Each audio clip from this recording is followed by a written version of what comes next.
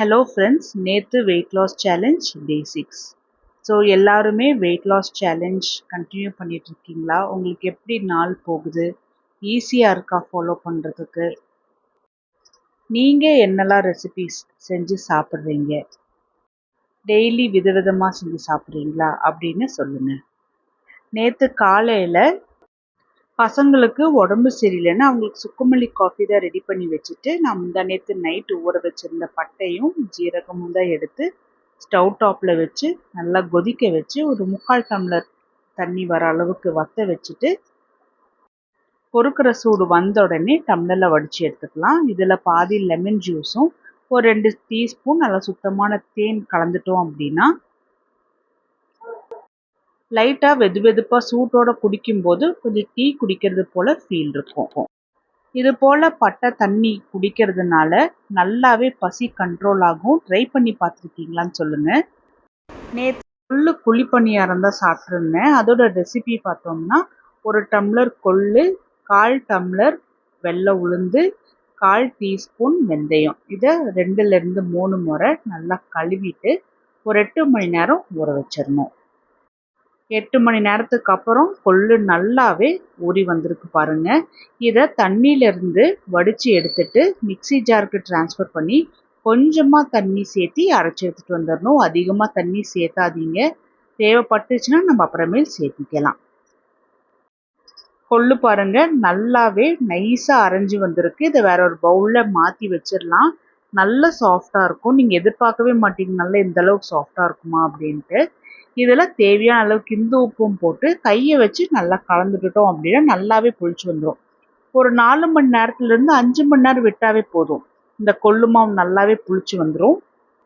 இந்த மாவுக்கு ஒரு தாளிப்பு ரெடி பண்ணிடலாம். பேனில் 1 டீஸ்பூன் கடலெண்ணெய் ஊற்றி எண்ணெய் சூடான உடனே 1/4 டீஸ்பூன் ஜீரகம், 1/4 டீஸ்பூன் வெள்ளை உளுந்து, 1/4 டீஸ்பூன் கடலைப்பருப்பு, இதை நல்லா ஒரு லைட்டாக ப்ரௌன் கலர் ஆகிற அளவுக்கு நல்லா வறுபட்டு எடுத்த உடனே ஒரு நார்மல் சைஸ் பச்சை மிளகாவையும் சின்ன சின்னதாக கட் பண்ணி போட்டுக்கலாம்.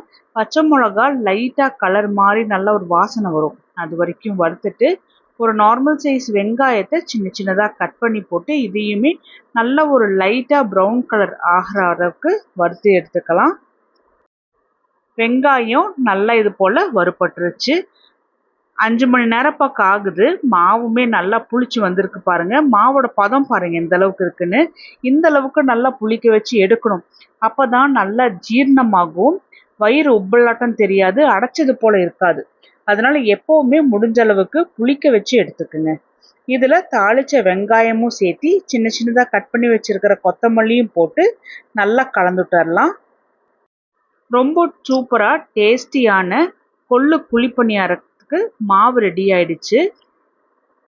ஒரே மாதிரியா கொள்ளு சாப்பிடாம இது போல கொஞ்சம் வித்தியாசமா செஞ்சு சாப்பிடலாம். குழிப்பணியாரம் கல் கொஞ்சமாக சூடானதுக்கு அப்புறமா குழிக்குள்ள எண்ணெய் ஊற்றிட்டு ஒவ்வொரு குழிக்குழியுமே கொஞ்சம் கொஞ்சமாக மாவு இது போல் போட்டுட்டு திரும்பவும் மேலே கொஞ்சமாக எண்ணெய் சேர்த்திக்கிட்டோம் அப்படின்னா தான் கொஞ்சம் நல்ல மொறுமொறுப்பாக வெந்து வரும். அதனால தான் நான் எண்ணெய் சேர்த்துறேன். சுத்தமாக எண்ணெய் இல்லைன்னா ரொம்ப ட்ரையாக இருக்கிறது போல இருக்கும், சாப்பிட முடியாது. இன்னொரு பக்கம் நல்லா திருப்பி போட்டுட்டு இதையுமே நல்லா வேகிறதுக்கு விட்டுடலாம். மிதமான சூட்டில் வச்சே வேக விடணும். அப்போதான் உள்ளெல்லாம் பச்சையாக இல்லாமல் நல்லா வெந்து வரும். இப்போ பாருங்கள் 2 பக்கமும் நல்லா வெந்து வந்திருக்கு. இது போல் நல்லா வேக விடணும். தானியங்கள் பொறுத்த வரைக்கும் நல்லா வெந்து சாப்பிட்டோம் அப்படின்னா நல்ல ஜீரண சக்தி கொடுக்கும். அதே சமயத்தில் வயிறு உப்பலா அடைச்சது போல் இருக்காது. அதனால் எப்போவுமே இது போல் நல்லா வேக வச்சு சாப்பிடுங்க. இது கூட நான் கொஞ்சம் வேக வச்ச மொச்சக்கொட்டையும் சேர்த்து சாப்பிட்டுக்கிறேன். நைட்டுக்கு கொஞ்சம் 6:30 7க்கெல்லாம் நான் சாப்பிட்றதுனால எனக்கு காலையிலங்கும்போது நல்லாவே பசி எடுக்கும். அதனால நான் கொஞ்சம் பசி ஆற அளவுக்கு நல்லாவே காலையில் சாப்பிட்டுக்குவேன். இது போல் சாப்பிட்டுட்டேன் அப்படின்னா அதுக்கப்புறமா எனக்கு மத்தியானம் சாயந்தரம்லாம் நார்மலாக கொஞ்சம் கொஞ்சம் நம்ம சாப்பிட்டாவே வயிறு ஃபில்லிங்காட்டம் இருக்கும். எனக்கு ரொம்ப பசி இருக்கிற மாதிரிலாம் இருக்காது. உங்களுக்கு இது போல் இருக்கா அப்படிங்கிறத சொல்லுங்கள். எனக்கு நேற்று கமெண்ட் வந்தது, இந்த மாதிரி ஒரு சிஸ்டருக்கு வந்துட்டு ரொம்ப அதிக ஒர்க் இருக்குது, ஸோ அதனால் இந்த மாதிரி செய்கிறதுக்கு அவங்களால டைம் ஸ்பேர் பண்ண முடியல அப்படின்ட்டு. ஸோ இதுக்கு எனக்கு தெரிஞ்ச சொல்யூஷன் என்ன அப்படின்னா, தினமும் நம்ம வீட்டில் ஏதாவது ஒரு விதமான குழம்போ இல்ல சட்னியோ நம்ம செய்வோம் இல்லையா? அது கூடவே நீங்க அரிசி சேர்க்காம ஏதாவது ஒரு தானியத்துல இட்லிக்கோ, தோசைக்கோ மாவு அரைச்சு வச்சுக்கோங்க. இந்த மாதிரி செஞ்சீங்கன்னா உங்களுக்கு ரொம்ப ஹெல்ப்ஃபுல்லா இருக்கும். சாயந்தரத்துக்கு நான் உளுந்து பால் குடிக்கலாம். கொஞ்சம் ஹெல்தியாவும் இருக்கும். கொஞ்சம் ஸ்வீட் சாப்பிட்ட மாதிரியும் இருக்கும் அப்படின்ட்டு குக்கர்ல ஒரு 1/4 டம்ளர் மட்டும் வெள்ளை உளுந்து எடுத்து ஒரு 2 முறை நல்லா வாஷ் பண்ணிட்டு, உளுந்து முங்குற அளவுக்கு நல்லா தண்ணி ஊத்திட்டு, ஒரு 2 மணி நேரம் ஊற வச்சிரலாம். 2 மணி நேரத்துக்கு அப்புறம் உளுந்து நல்லாவே ஊறி வந்திருக்கு. இந்த எக்ஸஸா இருக்கிற தண்ணிய கீழ கொட்டிறணும். ஏன்னா நம்ம தண்ணி அளவு பார்த்து எடுக்கணும். அதனால தான் இந்த உளுந்துக்கு 2 டம்ளர் தண்ணி ஊத்துறோம். 1/4 டம்ளர் உளுந்து நல்லா ஊறி வந்ததுக்கு அப்புறம் 2 டம்ளர் தண்ணி. குக்கர்ல 3 விசில் விட்டு நல்லா வேக வச்சு எடுத்துக்கணும். விசில் அடங்குனதுக்கு அப்புறமா நம்ம செக் பண்ணி பார்த்தோம்னா, உளுந்து நல்லா வெந்து மலர்ந்து வந்திருக்கும். அது வரைக்கும் நல்லா வேகறதுக்கு விட்டுக்கணும். நான் செக் பண்ணி பார்க்குறேன் கத்தி வச்சு. ஏன்னா, கை வச்சு டெஸ்ட் பண்ண முடியாது. பயங்கர சூடா இருக்கும். கொஞ்சமா தண்ணி இருந்தனால, அதோடவே நான் மிக்ஸி ஜாருக்கு ட்ரான்ஸ்ஃபர் பண்ணி நல்லா நைஸா அரைச்சுக்கிட்டேன். அதே குக்கர்ல அரைச்சு வச்சிருந்த உளுந்த ஊத்திட்டு, அந்த மிக்ஸி ஜார்ல ஒரு 1/2 டம்ளர் தண்ணி மட்டும் சேர்த்தி, உளுந்தோட சேர்த்து நல்லா கலந்து விட்டுக்கலாம். மீடியம் டு ஹை ஃப்ளேம்ல வச்சு கைவிடாம நல்லா கலந்துட்டுட்டே இருங்க. நல்லா ஹீட் ஆக உளுந்து கொஞ்சம் லைட்டா கெட்டித்தன்மை ஆகிறது போல வரும். இது கூட ஒரு 2 பிஞ்ச் சுக்குத்தூள், 2 பிஞ்ச் ஏலக்காய் தூள், ஒரு சிட்டிகை உப்பு. உப்பு சேர்த்தும்போது நம்ம ஸ்வீட்டும் சேர்க்குறோம் இல்லையா? அப்போ கொஞ்சம் தூக்கலா தெரியும். நல்லா டேஸ்ட் குடுக்கும். அதுக்காக தான் உப்பு சேர்த்துறோம். உளுந்து பால் நல்லா ஒரு முறை கலந்து விட்டுட்டு, இதில நானு 2 டேபிள் ஸ்பூன் கரும்பு சர்க்கரை சேர்த்துறேன். நீங்க டேஸ்ட் பாருங்க. உங்களுக்கு இன்னும் ஸ்வீட்னஸ் வேணும் அப்படின்னா, உங்களுக்கு எந்த அளவுக்கு ஸ்வீட்னஸ் தேவையோ அதுக்கேத்த மாதிரி நீங்க கரும்பு சர்க்கரை போட்டு கலந்து விட்டுக்கலாம்.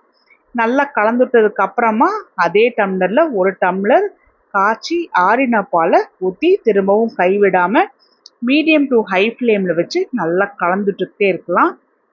ஹீட்டா இருக்கும்போது நம்ம பாலும் சேர்த்திருக்கிறனால கொஞ்சம் லைட்டா குடிக்கிற கன்சிஸ்டன்சில தான் இருக்கும். ரொம்ப கெட்டியா இருக்கும். இது சொல்ல முடியாது. இப்போ உளுந்து பால் பார்த்தீங்கன்னா, நல்லா பெர்ஃபெக்ட்டா ரெடி ஆயிருக்கு. ஒரு கொதி விட்டு இறக்குன உடனே. பாருங்க ரொம்ப டேஸ்டியா, ரொம்ப ஹெல்தியான உளுந்து பால் ரெடி ஆயிடுச்சு.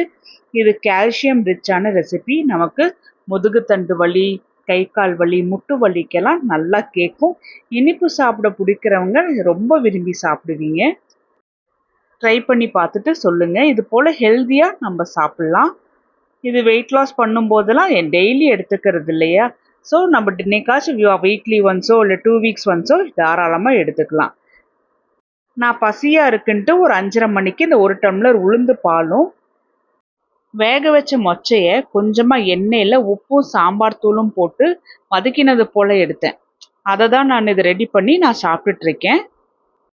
இந்த உளுந்து பாலும் சரி, மொச்சையும் சரி 2மே நல்ல ஒரு புரோட்டீன்ஸ், கால்சியம் ரிச்சான ஒரு ரெசிபி இல்லையா? இத சாப்பிடும்போது நல்ல ஒரு ஸ்டொமக் ஃபில்லிங்கா இருக்கும். அதாவது ரொம்ப நேரம் பசி எடுக்காது. லைட்டா பொறுக்குற சூட்ல நல்லா சூடா குடிக்கும்போது ரொம்ப சூப்பரா இருந்துச்சு. ஏன்னா நேத்து கரெக்ட்டா இந்த 5:30 மணிக்கு எங்களுக்கு இங்க நல்லாவே மழை பெஞ்சுட்டு இருந்தது.